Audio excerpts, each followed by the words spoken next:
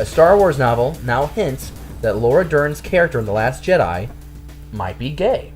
Leia, Princess of Alderaan, is the third book of the new canon by Claudia Gray, who is probably the best writer that Star Wars has right now for its canon work. She's just incredible. Lost Stars, Bloodlines, and now Leia, her third book. Really great stuff. But the book takes place prior to New Hope, and it's like Leia in her formative years, and it introduces Leia and Admiral and Holdo together. They've known each other since teenagers, and there's like this dialogue that they share.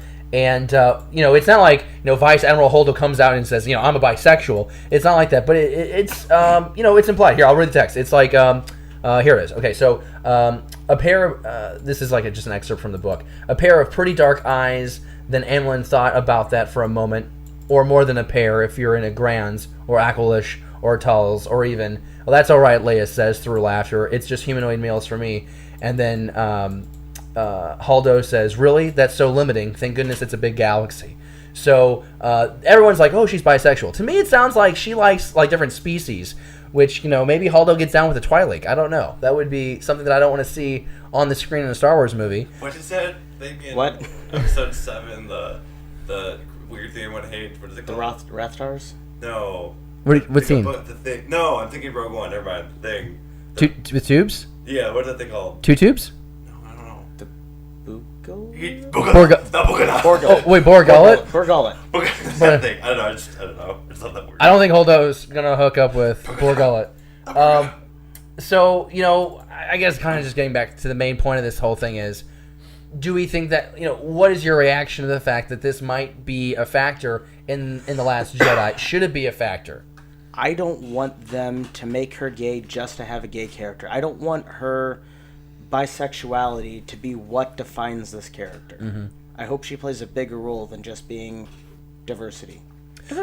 Yeah, I think, some people make the argument in just like real life. It's like, don't let your sexuality define you. You are your person, and that's just one of the aspects of who you are as a person.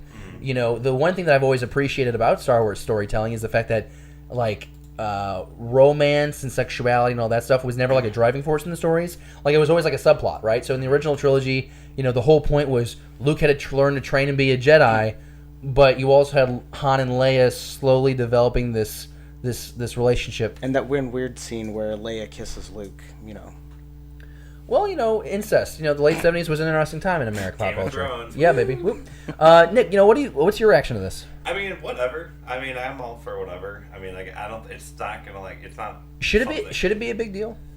I think the problem is we live in a society right now where it's all sex. It has to be a big deal. It has to be sexy and about sex. It has to be like everyone has to talk about everything. Everything has to be controversial. Everyone has to be offended by everything. It's just not a big deal. I'm offended by that statement. Let it be what it is.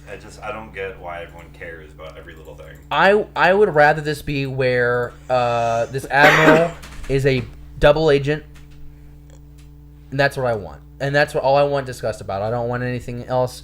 Maybe it's a thing where she has a former lover, beside her or something. That's one thing. But like I really just want her to be that double agent that it's rumored to be. She's someone that we can't trust. And I would rather that just be what she's known for.